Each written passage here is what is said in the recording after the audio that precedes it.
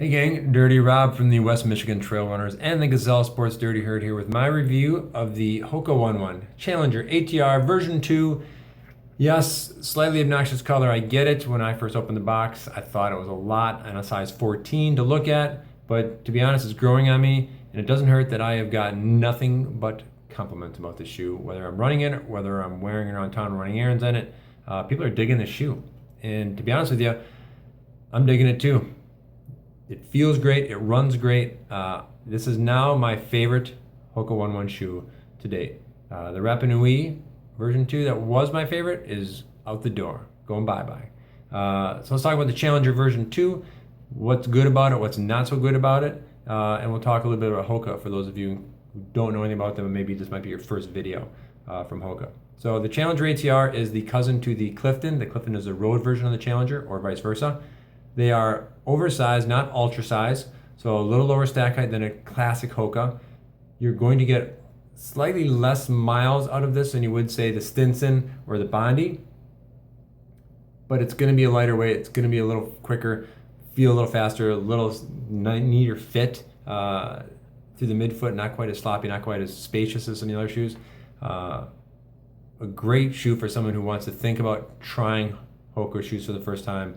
It's a nice kind of gateway shoe to their world. But let's go into this shoe in particular and talk about why it's so awesome and what is not so awesome about it. And honestly, my not so awesome is so minimal. It's such a minor nitpick, and it's really personal. Those of you who are running it now or thinking about running in it probably will think I'm nuts for even bringing this up, but I'm going to do it. These laces bug me. Not because they don't work. Break it down to the utility of what they do. They are perfect. They do their job. The shoe stays tied. There's no pressure anywhere on the eyelet or on the tongue. It's fantastic. They are just a little skinny and a little thin for my personal taste. I know it's dumb. They're plenty long. You can see I do a lace lock in there for my slightly skinny feet, and there's plenty of lace still left over. They're the perfect length. They're fantastic.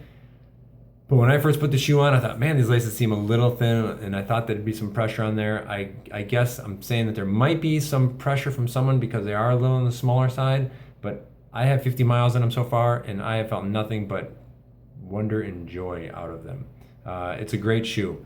The big change for this version 2 versus version 1 is all in the upper. It's the same midsole, outsole. They've taken away all the stitching on the midfoot, so now you have these welded overlays, new closed mesh, so it's super comfortable. You see some welded overlays in the high abrasion areas where you'd expect to possibly get some early wear and some ripping. Nothing there.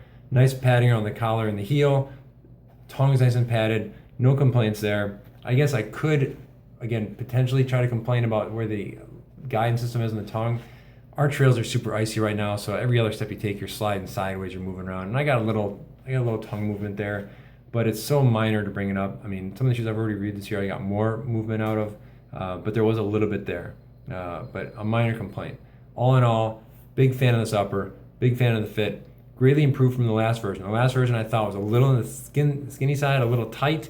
This one has a nice midfoot wrap and plenty of room in the forefoot. It's wider here, not like the new Peregrine wide, not certainly like ultra wide, but if you have a normal width foot, you're not going to find this one to be too tight, which I think Challenger 1 you probably did. Just a guess though. So all in all, new upper, fantastic. I love it to death. So midsole, outsole, like I said, same as before, same 4mm lugs, 25mm there, 29mm there. Has the early stage meta rocker. That's a Hoka thing if you've never heard of that. They basically, because the shoes are so thick, there's not a lot of flex to them. They adjust the meta rocker position here to give you a little more balance, a little more stability, or a little bit of quicker toe off. This one has an early stage, so that kind of launch point is behind the metatarsals, whereas I feel like the Stinson has it underneath the metatarsal, so you get a broader base and a more stable platform.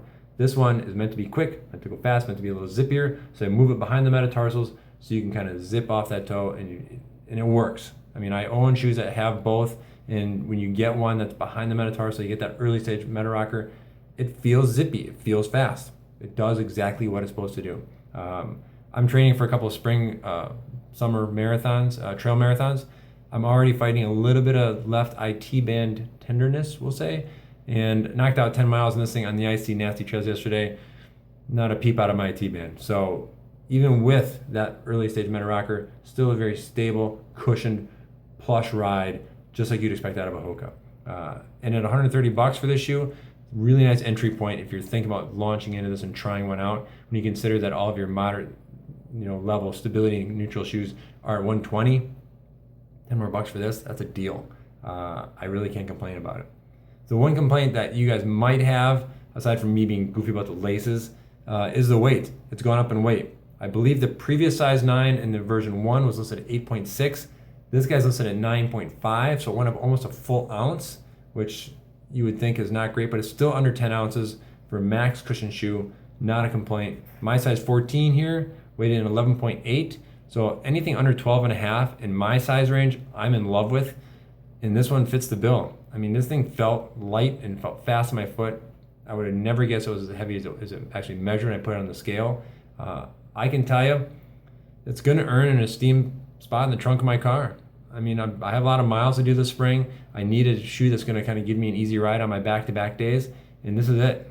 This one's going in the car. The old Rapinui 2, which I thought would be hard-pressed to get removed from that trunk, is gone. I mean, literally, it's already gone. This shoe has been in there and it's not coming out. Once this review's over, and I put it back in the trunk. So yeah, Hoka 1-1, nice job. I love the new Challenger 2. Great improvement, great entry-level price for anyone trying to get into Hokas and consider them. I literally, joking aside with the laces, the eyelet thing, I don't have a single complaint about the shoe. It's great. It's really a surprise, and I'm glad I got a chance to take it out and take a spin in it and run it into the ground, because that's what I'm planning on doing. So that's it. Hoka 1-1 Challenger ATR version 2 on your shelves now. Check it out. It's a plush ride, and I'd be shocked if you didn't like it. I really think it's probably one of the more runnable, more comfortable Hokas I've had on my foot since they started making shoes. So that's it, gang. Another shoe review in the books. I appreciate your time. Appreciate your comments. Keep them coming. Get outside, gang. Enjoy Mother Nature. It's good for you. Have a great week. I'll see you next week.